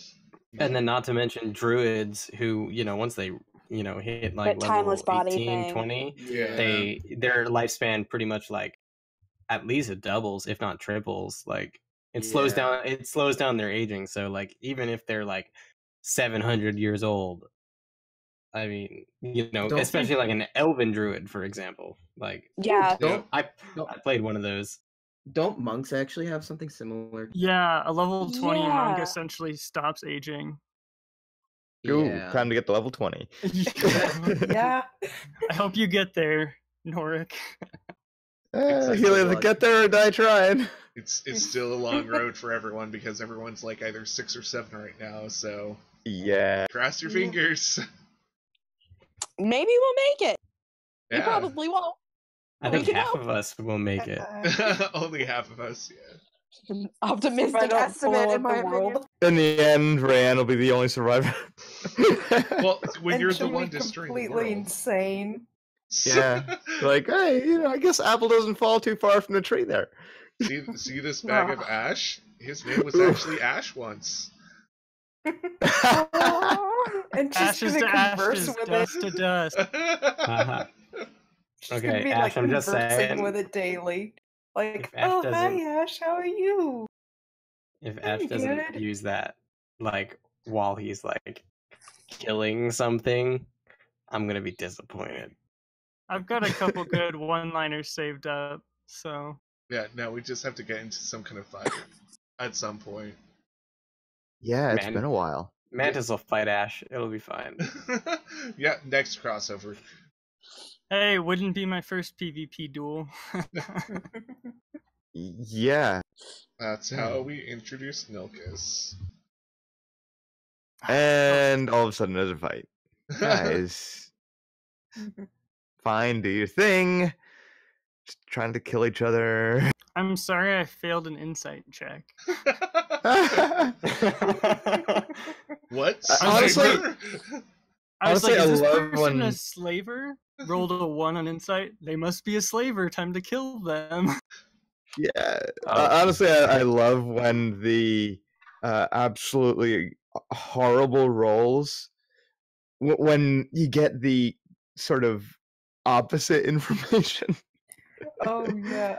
Oh, yeah. When you failed that wisdom roll when we were in that one camp, that moment was glorious. No, the Yeah. moment that was glorious was Brienne not checking what bottle she was grabbing. Yep. Oh, yeah. Hey, I was there for that. Yeah. Giant strength. I think we had another. I think that was. Go ahead. Sorry. Oh, was there another? Well, of course there was. Never mind. I'm not even going to finish that question. Of course, Rayanne grabbed more bottles at a different point in time. Well, I didn't grab it. I inherited it. Yeah, the coat. Was there another question? Yeah, Aaron was asking what you're feeling on including diverse characters when your group isn't necessarily diverse itself. Oh, yeah. I think that, go ahead and play diverse characters, but don't play diverse characters in horribly disrespectful ways to that diversity. Yeah, like if you're gonna play a character with, you like, don't have to make someone disability- perfect, but if you're going to play a character with a disability or, of a different sexuality than something that you understand, or someone who has a diverse sort of nature to them that in the real world, in our world, is, faced with a common everyday struggle, as most minorities are, just be sympathetic. Even in a fantasy world where, hey, there's all these different explanations, you can't discount those experiences, because there's always an instance where the world isn't the same for everyone. Like, our world isn't the same for each individual here, and the same can be said for any fantasy world, regardless of the amount of magic or divine intervention that there is. So as long as you're playing a diverse character, and whether or not your group is diverse, as long as everyone is being respectful of that trait or disability or what have you, as long as you're being respectful and sympathetic to that specific thing, you should be okay. And as long as you're not making a joke out of it or anything, then go for it. Yeah, it's like, if you were to play a straight white male character and make them like super macho. not to get political, but make them a Trump. It's like, really? Well, here's my thing. Like, again, going back to storytelling and the importance and power of story is seeing yourself, and that's why it's so important to have these diverse groups, even if your even if your players are not personally diverse. It's seeing diversity in fantasy settings and in fiction is really important. It is. Representation matters. It does. And, It oh, go does. ahead. I was gonna say, like, something I like to really do with playing other characters, being someone who is exploring what it is like to be someone who is not like me. As Guy mentioned and everyone said, it is important to remain tasteful. Because I like to pull from a lot of different cultures. Cracketer is very based off of Eastern culture. I like to pay homage to those things I studied while earning a degree and partially in history. But it's important to remain tasteful, not to turn it into a stereotype. And it brings me back to something, playing as Cracketer, something that he's experienced in Swordfall is just people just blatantly just looking at him funny, to basically being stopped by a guard and having that suspicion thrown at him because of just he's a genasi. And I think it's, as Lucy said, storytelling is a way to explore these things that you normally would not think about because that is not your life experience. As Robin mentioned, everyone's life experience is different, and I like to try and explore what that different life experience could be like, if that makes sense. Yeah. Kind of, walk a mile in your character's shoes while you're playing. Yeah. Yeah, it's a learning experience, I think. Trying to relate to people that are different than yourself and to understand what other people go through. And I think that's one of the key parts of a role-playing game is not just playing yourself over and over and over, but trying to branch out and understand the world around you that way. Oh yeah. Yeah, I was one of those people who's guilty of I was really young when I started D&D, and I was just basically playing my table or an idealized version of myself. Where now it's like I'm exploring characters where it's like in a game I've been playing basically a veteran that is, horrified by his past. Like that's something I haven't personally lived with, but it's something that I'm exploring. That's right. It's something I like exploring because in my personal life, I have met with and tried to help people who have been through something like that. And I could never truly understand that. And I want to try and get a better understanding of where they're coming from. And, I'll say, like, you don't have to go out of your way to create diverse characters. You don't have to be like, oh no, it has to be super diverse. Just obviously play whatever character you want. I mean, treat them like people because your character is a person, and your character has its own feelings, and you try and get in touch with the way that character would feel in various situations and react. That Lucy nailed my secret. They're people. They have personality traits. They have flaws. They have everything that makes a person a person. Unless they're me, I have no personality. Ooh, mysterious. I am just an entity on the internet. I'm actually a bot. I was created by scientists. You fooled us all. Fuck. It's okay. Swordfall is bot friendly too. Exactly. Yep. As long as you can play the game. I mean, hear that? Hashtag bot lives matter. Maybe I should change my backup to a Warforged then. I like big bots, and I cannot lie. Yes, I'm totally making my backup character a Warforged. 100%. Just for this. So I've been working with Malakar on his Elsewhere character, and I love him, and his backstory is amazing. I'm so excited to play with him because it's gonna be really fun. It's gonna be a great game. You guys should tune in. But wait to hear it. That armor class. Malakar is playing a Warforged who doesn't have a very good memory or something with his memory. Yeah, he has amnesia. Yeah. Oh, I can't But wait to yeah, hear it all. Yeah, we've been working Malakar's the together on man. that. Mhm. Malakar's the dude. Yeah. Love that. But he's a love him. protection fighter with a 21 AC, and Which is why Hope is promptly writing like on his backpack. just hides behind him the whole time. Yeah, Old because- Ironsides. Yep. She is a squishy wizard, so Let's see. she needs that. By the way, guys, you all make me very proud. Just from like what you were saying earlier.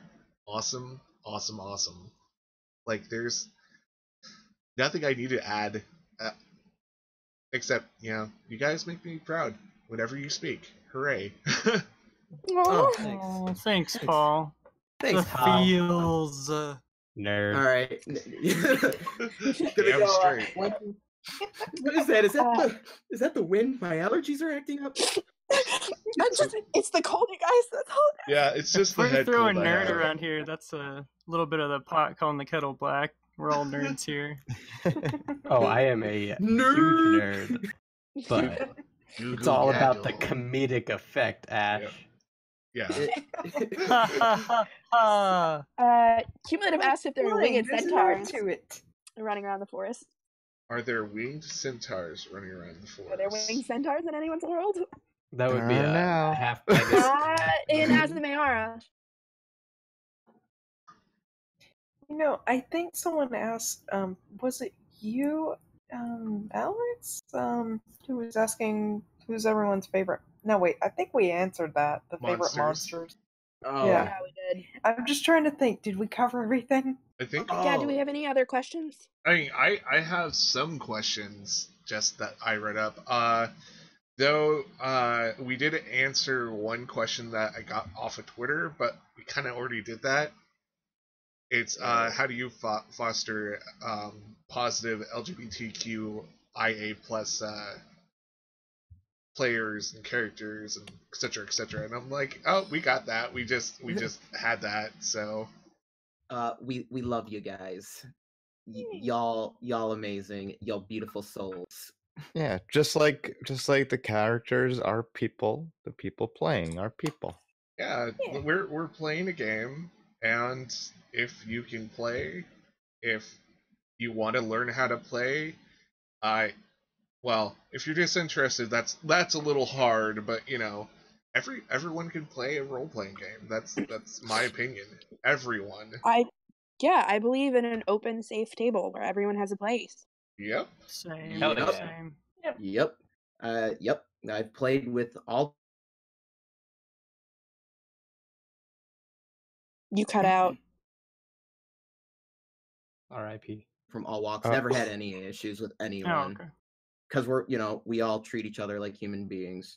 Yeah, I've played with just about everyone I can think of, and I'm excited when I see like groups. There is a group I know, I just can't remember their name. And I think they've been doing ASL D&D games, and that's fucking awesome. Yeah, That's I've seen nice. that online. That's Is so that cool. isn't that WebDM? I think WebDM Grant has been doing that. I know he's doing it at like Gen Con. Like around the table, he's doing a bunch of games for deaf and hard of hearing individuals, which I think is really That's really so cool. awesome. That is That's really super cool. awesome. I remember though that was like one of the first things when I was first invited to come play on Swordfall. Like Paul was telling me, like, yeah, this is a friendly, safe table. Like everyone's welcome here, and I just thought that was the coolest thing. And that was like one of the first things that stuck out to me when I heard about Swordfall. Yeah, I mean, that was my deciding factor when I was trying to be part of the game. When I reached out to Paul, he reached out back to me, and he was like, as long as you're open and accepting. And I was like, yeah, I'll do it then. For sure. Yeah, I remember I remember when Paul's like, "Hey, yeah, you promised to be cool to everyone regardless of anything." I'm like, yeah, no questions asked about that, no issues there. Yeah. Yeah. I mean, because I was just yeah, I was actually it was it was Christy that asked me, "Hey, there's a friend of mine starting a D&D game, and it's going to be a podcast. You want to join?" I'm like, "Yeah, sure." And then I started chatting with Paul. I'm like, "Yeah, I'd love to play." And Paul's like, "Yeah, it's a safe table. Everyone's welcome. You know, LGBTQ plus friendly." And I'm like, "Okay." No problems there. So, we got another question. yep. The most Ooh. difficult player you've played with. My The little player that brother. doesn't want to actually be there is the most difficult player I've ever played with. The person that Yeah. really Yes. doesn't want to be Oh, there. the worst. Yeah, I Not to agree. be mean, but I tweeted about this actually not that long ago because I was playing with the game. There's one player who's on his phone the whole time, looked up to do a turn, and then just didn't pay attention for the rest of the thing. I was like, why are you even here? That's always the The question. worst. I've Gosh. actually had players like that when I DM'd, and I just told them like, "Look, you obviously aren't into this. Just get up and go." And I said that I was like, "You guys aren't into this. Just get up and go," because Yeah, I I I'm mean, DM'd. you're taking a space that someone who genuinely wants to play could be taking. and I had players who were more than happy to be there and were having the time of their lives. Those guys got up and left, and the session immediately, like that, got better. Yeah, I mean, I I feel like DM'd some Adventurers League, and I was DMing for a kids group, and I think I totally encourage all people of all ages to play D&D because it is so phenomenal and so great for like your imagination and sort of overcoming personal difficulties sometimes, and D&D's helped me out in so many situations, so I was like stoked to DM for these kids. And then there was this one kid, and he was constantly like trying to fight the other players, and this is the worst kind of player I've encountered. The person who is constantly trying to make themselves the main character. Like I've had characters whose personalities have been very like, oh, I'm the greatest thing that's ever lived and whatever, but they would never like steal moments away from other players or like try and like maybe after the fact. I mean, I had one character who playing a Pathfinder game had all these like feats that would specifically twist the narrative to make them look like the hero, even though they weren't actually the hero. But that was like that was their whole like thing, and it was like in the build up to them, doing that whole heel turn. But like and this kid, he was just like fighting the other players, and there was this little girl and her dad, and like the dad like sort of like looked this kid in the eye and said, hey, look, listen, we're all here to have fun, and if you keep acting like this and doing this and ruining it for everyone else, I am going to make sure that your parents know how you behave. And I'm just sitting here like, oh man, this dude totally just went full dad on this kid, and like he wasn't like threatening him or anything. He was just saying, hey, like, come on, everyone's trying to have fun here. That kid ended up getting up and leaving, but yeah, I think that's one of the really important things to have at table is just like everyone is there to have fun, so engage, make it fun, because the responsibility for that is on everyone at that table. Yeah, I mean, besides just unengaged people, because I think we can all agree that unengaged people are kind of just not fun to game with. Back to what Robin was saying about the person who needs to be the center of the story, the spotlight hog. I call them the tag-alongs. Like, this is one of my pet peeves, is the one player whose character needs to be in everything. One character's like, I'm gonna go look at this. Oh, me too. I'm gonna go look at this. Oh, I want to come and do that too. And it's like, let other people have their thing, man. Like, let other people have their thing, dude. You made me start thinking about Girl Scout cookies, and I'm so I was eating tag-alongs earlier. It's almost man, that time. it's almost We're Girl always Scout. talking. I have a pack of Here I unopened comes. lemonade. I have a pack of unopened lemonades next to me, and I'm fighting not to eat them so hard. Swordfall, where we always devolve into food conversation. It is not That's a true. successful Girl Scout cookies, the session official without cookie a of Swordfall. conversation about food. Not sponsored. If I could get sponsored by the ABC Cookie Company, I'd be so much fatter and so much happier. I would die from an overdose of cookies. I would eat my weight in cookies. I would bathe in Thin Mints. Sounds Thin stupid. Mints So many are Thin so Mints. good. So many. Oh man. And I right after heard you you could take them actually out of the use freezer, Thin Mints like as a straw. Ooh, So- we got another I'm sorry, come question. again? What is the one You can D&D use- trope that you'd get rid of forever if you could? None. I like tropes. I'm fine with them as long as they're done well. Yeah, tropes done well can be fun. Actually, a good example, Goblin Hunter the anime. That is definitely like the one track person. Is it Goblin Hunter or Goblin Slayer? Goblin Slayer. Goblin Slayer. That's what I meant. Thank you. So good. But yeah, like they have a lot of D&D tropes in there, but it's done well. And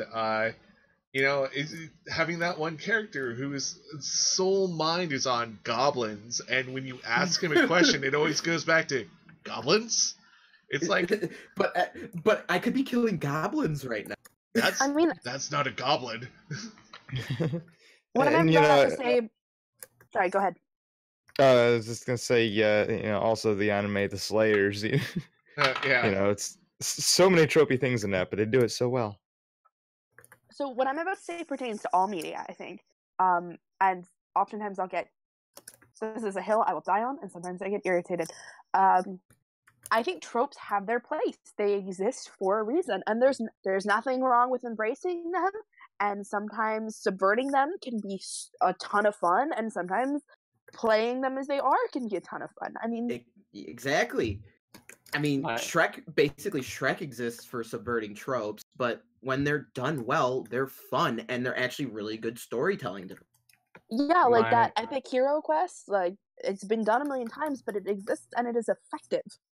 Mm-hmm. My favorite trope. I also probably wouldn't get rid of any, except for that chest right there in this like really sketchy room was a mimic, because I've fallen for that trap like 600 times in the last like 6 months. But that's fine.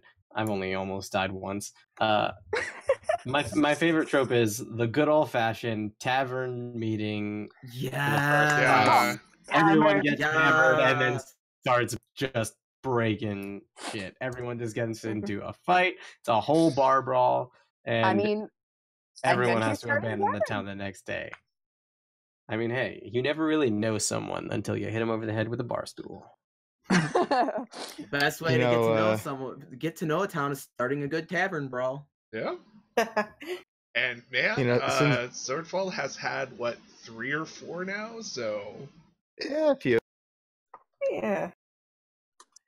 When you're mentioning about the the mimic chest, I was just thinking like, if I were GMing a game and there was some cave and there was a chest in the back of it, and they ran and players did like a I guess a perception or something like that, and they just totally biff their roll, I'd be like, you swore you saw the chest move. That is genius. Oh that god, is genius. I would start having more flashbacks. Whenever characters go into anything with any sort of trap or anything, there's always the maniacal little voice in the back of my head saying, "Are you for traps? You're gonna do it? You're gonna check the traps? You're gonna forget to check the traps? Oh, I forgot to check the traps." I you probably listened to the podcast and you've probably heard me like say, "Oh, you're gonna go through that door, huh?" And then wait and wait. Sure.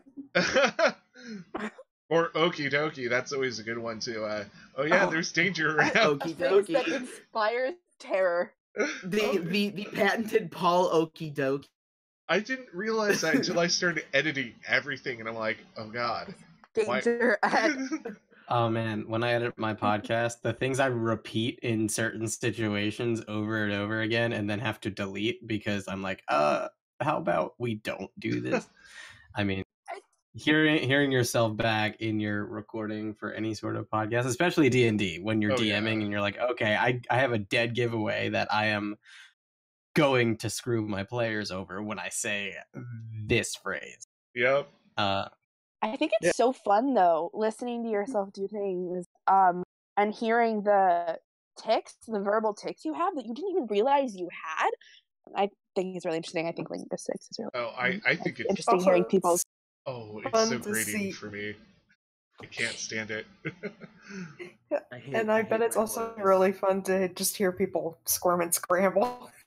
Oh my I love just screwing with my players. Like there will be nothing wrong. I'll be like, "Are you sure?" Just to hear them panic.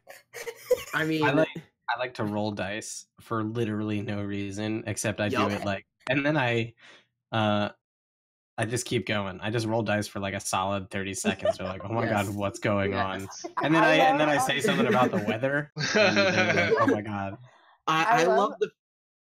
Sorry, go ahead. So I had a lot of my players that I introduced to Dungeons & Dragons. They got started in Dark Heresy, which is a Warhammer 40k tabletop, and it's very well known for being brutal. Like bring 3 to 5 character sheets per session. So when they started playing with me in D&D, it was just every encounter was, guys, we're gonna die. Guys, we could die. We need. That is my mindset every day in the Swordfall. I'm just gonna die. We're gonna die. We're gonna die. We're gonna die. It's a matter of when. So. Guys, I'm not that bad, am I? No, I don't feel like that. Cause no, you're not. That's just my paranoia. Yeah. I mean, I'm not dead yet. Granted, it's been a while, but I'm not dead yet. I mean, I've survived. It was touch and go for a minute there for Taz. Touch and go. It was very much dead for a minute for Rayanne. Oh yeah. I mean, since most of us here are RDMs, if a player wants to continue on with their character, even if it does die, we always can figure out a way to bring them back. Oh, for sure. Oh yeah. So it's there's always an option. There's always So I mean, even when somebody dies, unless you're like it's time to move on and I want to do a different character, that's one thing.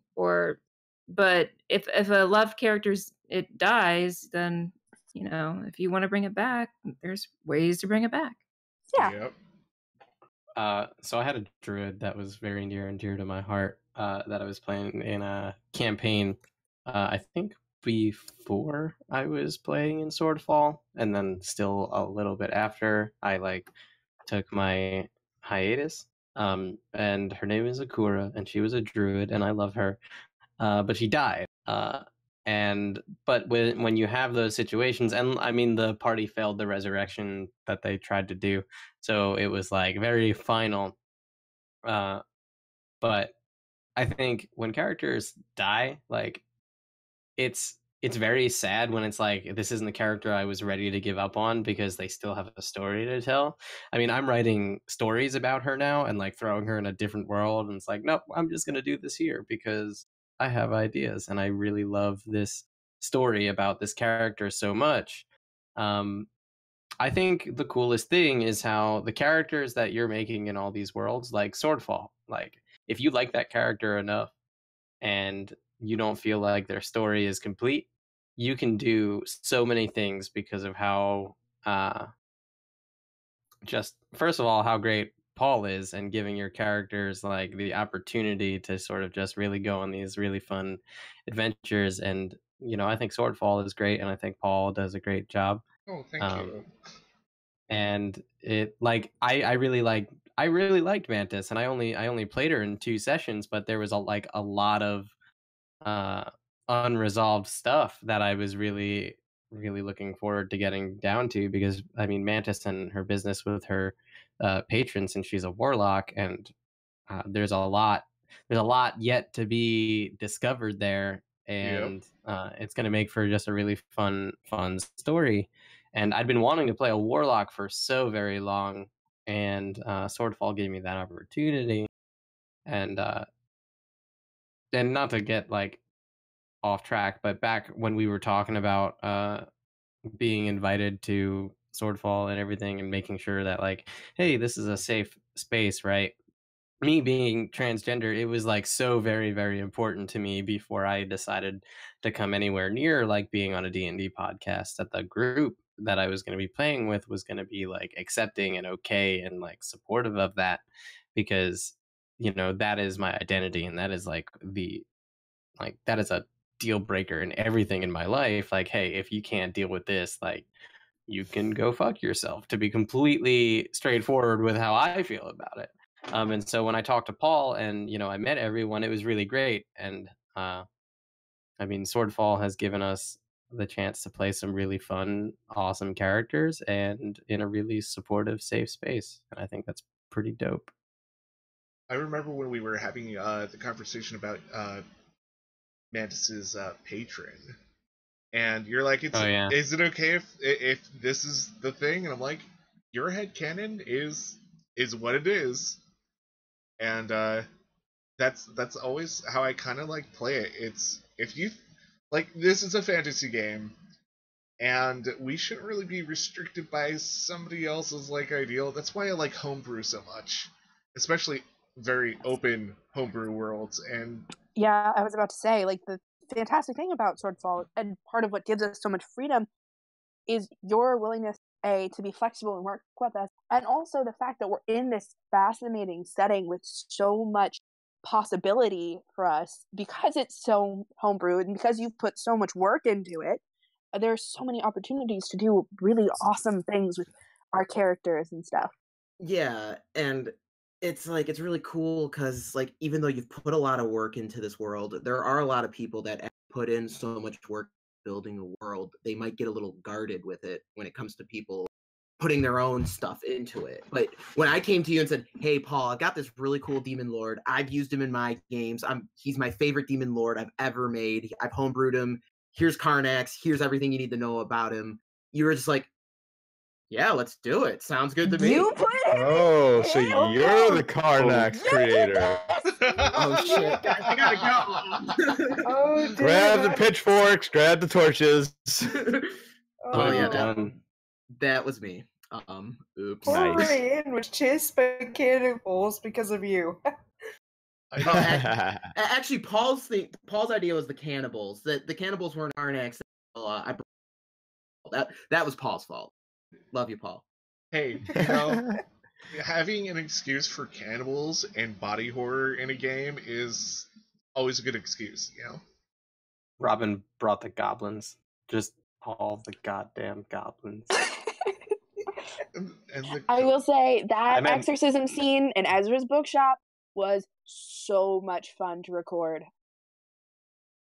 Oh yeah, like some of the most terrible scenes can be some of the most fun to RP. It was so much fun. Oh yeah. Like my top 5 moments in any D&D game I've ever played, I promise you I was on the verge of tears, and I was so stressed out because of, oh my god, what is happening? This is a nightmare. I mean, there's been like one happy moment that's like maybe near my top 5, but the rest have been like those really intense ones because they're just so fun. Oh yeah, for really, sorry, go. For definitely for Norik, that was right after Horatio and Elaine were blown up. Burnt to a crisp, yeah. Yeah, and Norik was just like super mopey dropey, like absolutely grieving in the most terrible way. And it was fun to RP. That saying, characters are like geodes. To see what they're really made of, you have to make them break. And I think that's really true. And getting gritty and really getting into those things that affect your character and matter emotionally and change them as people is part of why playing an RPG game like Dungeons and Dragons is so much fun. Yeah, and I think like since we started, all the characters have changed. Like even Mantis changed a little within like the 2 episodes she was in. So Oh yeah. We have some good character arcs, even in like the very few hours that we play, and typically we're playing like less on average than a normal like D&D group, just because technology restrictions and all that. But I think part of the magic and charm of this podcast is all you guys. Like, I'm giving you guys the skeleton work, but you guys are fleshing it all out and doing an awesome job. Yeah, so it looks like we're almost at our 2-hour mark, and I'm gonna have to say I think this has been a good live Q&A. Thank you everyone for joining us. Thank you audience for being here and giving us questions. Yeah, let's do some outros. Like, let's do that big old I am this, and this is all the stuff I'm gonna plug. So Real let's. quick, Oh, if anyone has any questions that weren't addressed in the Q&A, my DMs are open. You can ask me whatever you want on Twitter about the game, and I will be happy to answer. Again, Elsewhere has its own D&D Twitter now, so if you have questions for that campaign or those characters, especially after our first session comes out, feel free to ask on that. Yeah. By the way, I have to say, I think we should do this a little bit more often. It was fun. I enjoyed it. Yeah, I think doing the like having a day once a month or like once every so often doing this would be great and fun, and kind of helps us touch base with not only the people who are listening to us, but with each other and all that. It's like Talks Machina, except not that one. Except we don't have Brian W. Foster, the legend. Oh, I love that man so much. Yeah, I think it wouldn't be a bad idea to do like 6-month Q&A type of thing. Yeah, I like it. Yeah. I mean, I think it's a cool opportunity for people to get to know the players and along with their characters.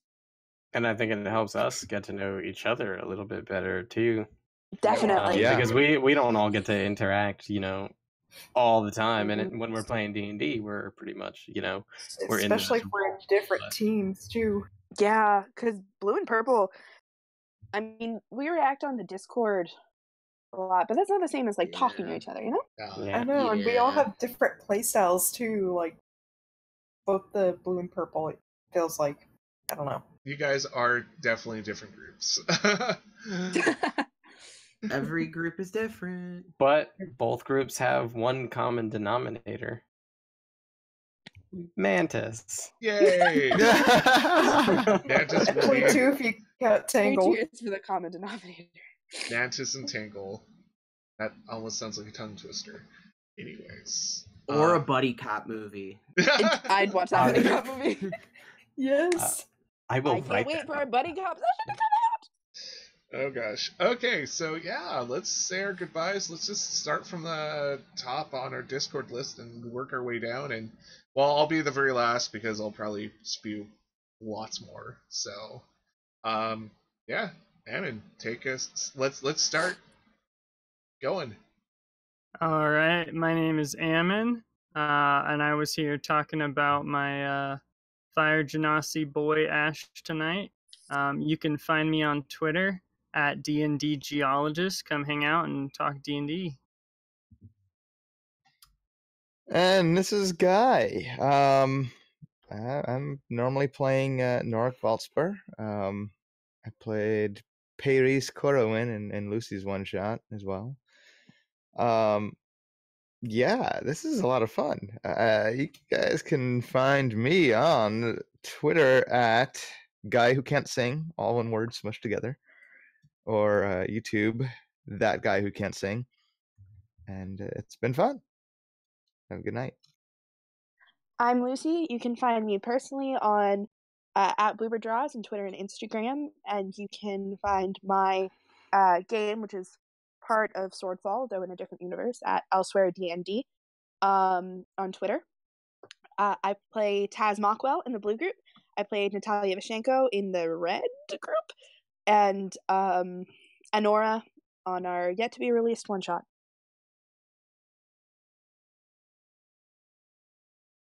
Oh, is it my turn? Yeah, it's Yeah. my turn. Hey everyone, I'm Robin.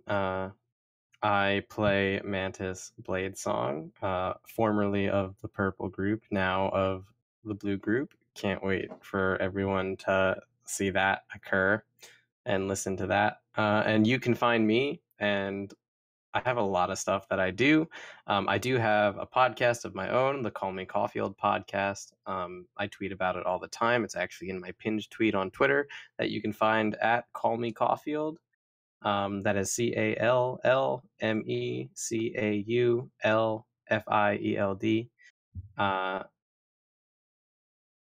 I also have a website, callmecaulfield.com. You can find a bunch of my writing. The first chapter of my novel is actually out there. Really, it's something that's really close to my heart and something I've poured, years and years of my life into. And there's also a lesbian fan fiction about Medusa and a blind woman on there too, which is just super great and everyone should check out. Yeah. That sounds Everything fucking else, awesome. it was fun. And how am I gonna top lesbian fan fiction between Medusa and? You can't. You're not. Nope. You can't. You You can't you can't do it. I can't top that. Well, This was anyway. the peak. It's all downhill from here. It's all down. I mean, we're hitting that. I'm Alex. I'm also known as Mr. Puddins. I played Krakatur with the Blue Group until I had to take an unfortunate indefinite hiatus. Thanks, work. You can find me on Twitter at Mr. Puddins. That's like the abbreviation MRPUDDINS. And then on my pin tweet, I always have some stuff from my blog called Cobalt Stew. And recently I've been releasing a lot of lore from my homebrew setting that I've been working on for years and years. And hopefully I'll be running games in soon. Kind of miss Uncle Krakator. I miss him too. I know. I'm gonna miss Krakator and Flea. Yeah. Yeah, I'm so sad. I don't know what we're gonna do. The dynamic is going to change so much. I know. I've never met them and I miss them. I know. So I am DM Deistress, who plays Tabby Tipsy Tail on the Blue Group. I have, if you want to follow me at Twitter, it is at DM Deistress. I have Dead Dice Society, which will be a podcast coming out sometime in the near future. So Alex, can you play? I'll get with you later. So, and I'm also on Twitch a lot. So if you want to watch me stream a lot of Neverwinter, which is Dungeons and Dragons, in MMO format, you can watch me play that a lot there, as well as a whole bunch of different variety games like Hellblade and so on and so forth. So feel free to follow or tweet at me or so on and so such. Thank you.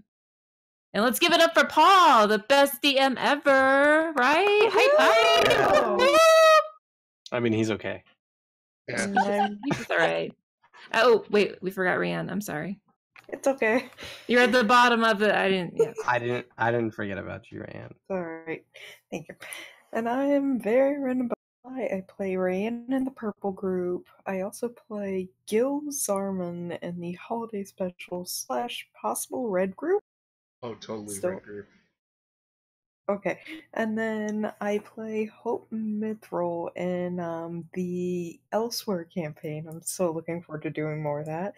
But yeah, you could catch me at Twitter at BRYRDMButterfly, and also YouTube, which is Very Random Butterfly. I do weekly videos of random stuff, and I post art crud. So yeah. Art masterpieces. Well, okay, maybe not that far, but it's still art. Anyways. Yeah. And also somebody else who's on, but she had to leave early, unfortunately, was Phoenix.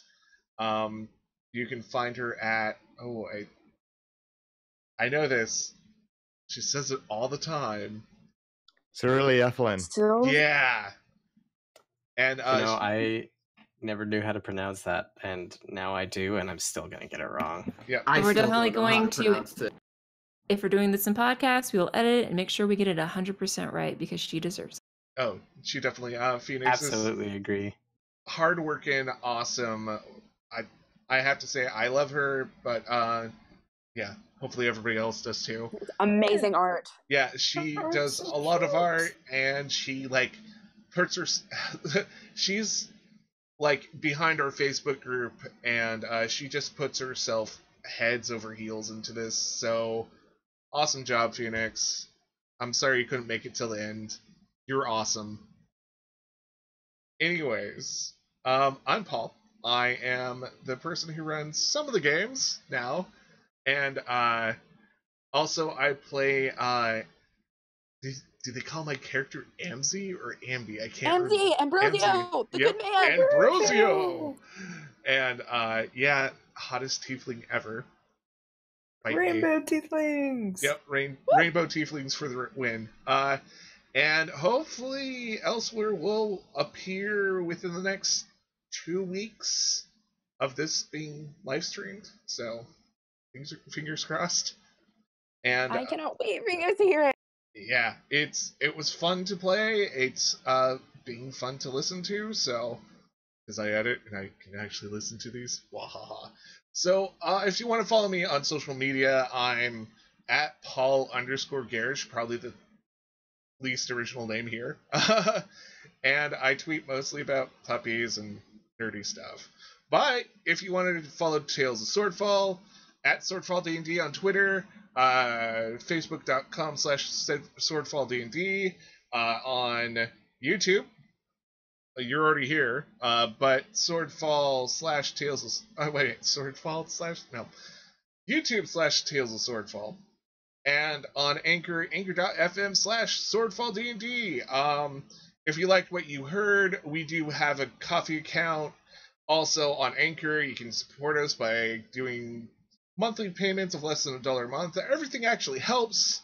But anyways, enough about me. Thank you all for listening and joining us, asking us questions. Thank you, everyone in here. You guys are amazing. You, like, when you talk about just playing with other people and safe tables and everything, you guys almost brought me to tears. That's why I was super duper quiet. And, you guys make me proud. You all are awesome. And as usual, the usual sign out, whatever day of time it is, I hope you're having a nice one. Goodbye. Bye. Bye. Don't touch my Don't touch things. it. You got it. We're covered. We're covered.